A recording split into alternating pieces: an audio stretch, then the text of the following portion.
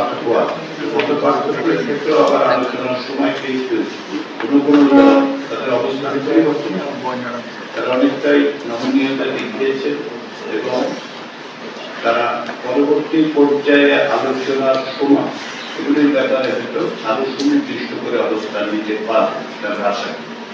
এবং সব বিষয়ে তো ঐক্যমত হবে, তাই না? কিন্তু মৌলিক বিষয়গুলোতে ঐক্যমত প্রতিষ্ঠার জন্যই দ্বিতীয় ধাপের আলোচনা। আমরা এখন এটা চিহ্নিত করতে পারছি, সেগুলো হচ্ছে অনেক বিষয়ে একমত আছে। তাহলে এগুলোকে সরিয়ে রেখে আমরা প্রধান যেই বা গুরুত্বপূর্ণ আপনি যেগুলোকে মৌলিক করছেন সেগুলোর ব্যাপারেও আমরা আলোচনা করলে আমাদের বিশ্বাস প্রত্যাশা জায়গায় আসতে পারে।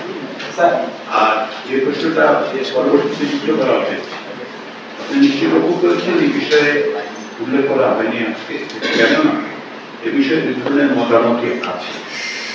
এটা রাখা হবে কি রাখা হবে, প্রস্তাবটা ছিল সংবিধান সংস্কার কমিশনে যে এই শিডিউলগুলো যেন বাদ দিতে হবে। তো সেই ক্ষেত্রে দুই ধরনের মতামত পাওয়া গেছে। আমি যেটা আগেও বলেছি যে অনেক বিষয়ে আবেগগুলো উঠে চলেছে, তার বাইরে অনেক বিষয় কিন্তু একমত, কারণ পুরো তালিকা দিতে গেলে দীর্ঘ সময়, তাই তো? তার মধ্যে যতটা সম্ভব, যতটা বিস্তারিত সম্ভব বলা হচ্ছে। আবার যেগুলোতে আমরা দ্বিমতের কথা বলছি তার বাইরেও কিছু বিষয়ে দ্বিমত করেছি। রাজনৈতিক দলগুলো আলাপ আলোচনার মধ্যে কিভাবে বাস্তবায়ন তৈরি করে সেটা হচ্ছে। আর যে সংবিধান সংশোধনের পক্ষ থেকে সুনির্দিষ্ট লক্ষ্যগুলোকে সামনে রেখে প্রস্তাবগুলো দেওয়া হয়েছে। লক্ষ্য করে দেখুন যে অনেক বিষয়ে এক ধরনের ঐক্যমত্য আছে যে ভারসাম্য প্রতিষ্ঠা করতে হবে। এখন প্রক্রিয়া পদ্ধতিটা, তাই তো?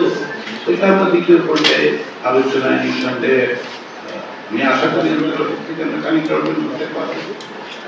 আপনি যদি এগুলি অর্জিত না হয় তাহলে একেবারে মৌলিক কাঠামোর দিক থেকে কত বড় পরিবর্তন তৈরি হবে সেটা আপনার বিশ্লেষণের প্রশ্ন।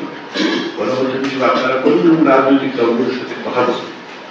আমাদের দিক থেকে সংবিধান সংস্কার কমিশনের পক্ষ থেকে প্রস্তাব এসেছে, অন্যান্যদের কাছে আমরা সেটা পৌঁছে দিয়েছি, রাজনৈতিক দলগুলোর সাথে আলোচনা করছি। আলোচিত কমিশন একই প্রক্রিয়া প্রায় 46,000-এর বেশি হাউসহুল্ডে সার্ভে করেছি। আমরা সেটাই ব্যবহার করতে চাচ্ছি। এ কারণে বললাম যে প্রাথমিক পর্যায়ে এই সিদ্ধান্তটা হয়েছে। এখন কি বিষয়ে প্রশ্ন, সেটা হচ্ছে প্রশ্নপত্র তৈরি করা, কোন বিষয়ে, কারণ 163টা প্রস্তাব নিয়ে কোন জরিপে কেউ অংশগ্রহণ করার জন্য সম্মত হবেন এরকম আশা করতে পারছি না।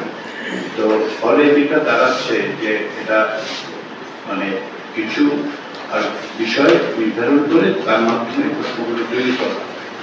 আর এটা আবার আপনি বলছেন প্লুরালিজমের বিষয়ে, দেখুন অনেক ক্ষেত্রেই যেটা হয়েছে আলোচনার টেবিলে যেটা হয়েছে সেটা হচ্ছে যে প্লুরালিজমের যে মৌলিক জায়গা সেখানে কিন্তু অনেক দল বলেছেন এটা ঠিক আছে, কিন্তু যেটা এক ধরনের অর্থ তৈরি হয় বা এক ধরনের অর্থ পারসিভড হয়, এই পারসিভড হলে যেটা হয় সেটা হচ্ছে যে এতে করে একটা বিভ্রান্তি সৃষ্টি হতে পারে, ভিন্ন মত তৈরি হতে পারে।